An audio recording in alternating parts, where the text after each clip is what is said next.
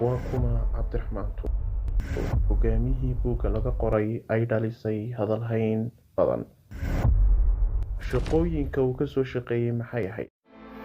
Cabdiraxmaan waxa uu dhashay Noofembar 6, 1931 magaalada Burco oo markaa waxbarasho ka waday maxkamiyadda Ingiriiska ee Somaliland Protectorate School.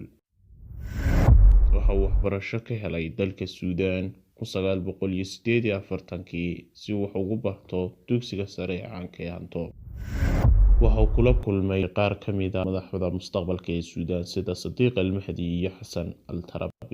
Kadib waxa uu helay deeq waxbarasho dalka UK ee jaamacadda Exeter. Markii uu soo noqday waxa uu ka soo shaqeeyay sida barsaabka gobolka Burco, danjire Itoobiya, ambassadorka Jarmalka, ambassadorka isku taga Imaaraadka Carabta, gudoomiyaha ururka SNM, isaga oo noqday markii dambe madaxweynihii ugu horeeyay ee Somaliland. Allah u naxariisto Cabdiraxmaan Tuur waxa uu dhintay 2003.